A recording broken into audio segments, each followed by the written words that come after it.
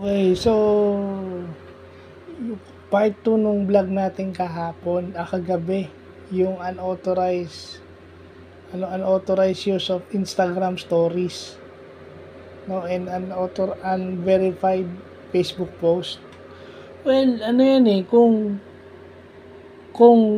mangyayari yung mga iniisip nyo, i-announce naman yan. Pero hindi pa natin alam kung kailan mangyayari yung sinasabi ng iba. Kasi ngayon, dahil nga wala na, okay? Kita nyo yung sinasabing consistency, okay? Yung consistency, dapat kung gusto mo yung isang girl, kahit wala na yung girl sa loob ng bahay ni kuya, siya pa rin, you are inspired knowing that she might be watching. Okay? Pero bakit ngayon? Just like in any other thing, si Kira ngayon yung pinag-aagawan ng mga yung Dustin, yung Josh. At sino nakakaalam nun? Yung introvert na si Will Ashley. Okay, and Will Ashley knows. As an introvert, he knows. The moment Ivana revealed na lalabas na siya ng bahay ni kuya, alam niya, siguro, hypothetically na hanggang dun lang yun. For now. Kaya hindi nyo pwedeng gamitin yung mga IG post ng mga, kagaya nung ang IG post sasabihin nyo na babalik, wala namang verified, tapos yung mga videos ini-edit nyo. Diba? At saka yung mga edits nyo, diba? Bakit lahat ng edits nyo kinuha ni Ivana? Marami siyang kinuha, hindi lang yung bumeso sa kanya si Dustin, madami, kahit yung nagsasayaw sila for the last time with her, lahat yung kinuha. Hindi nga natapos yung isang araw nang kakapost eh. So, ang punto ko lang, kung talagang may tama na siya kay dapat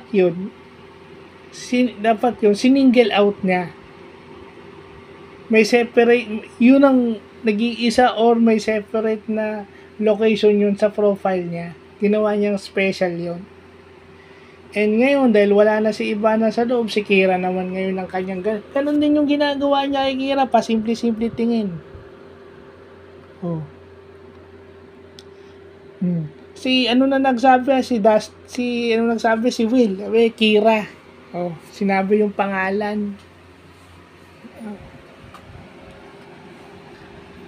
Yung mga ganyan, hindi kasi dapat ginagawang walang kabagay-bagay. Hintayin nyo yung announcement. Sinabi naman mismo ni Ivana na baka bumalik siya. Ngayon, yung sinabi ko na hindi na siguro siya babalik as hindi na siya magi-stay sa loob. Siguro, once na may housemate na lumabas at inimbitahan siya for yung dance kasi, kasama siya dun sa dance. Dahil maganda yung naging reception ng tao, baka kasama siya doon kung may dance performance, pero hindi na yung para pumasok siya ulit sa loob. That is very impractical. Ngayon, yung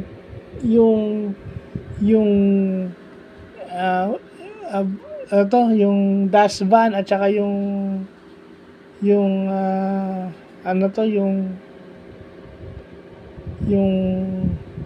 curtain, mamaya vlog natin yan. So yun lang po.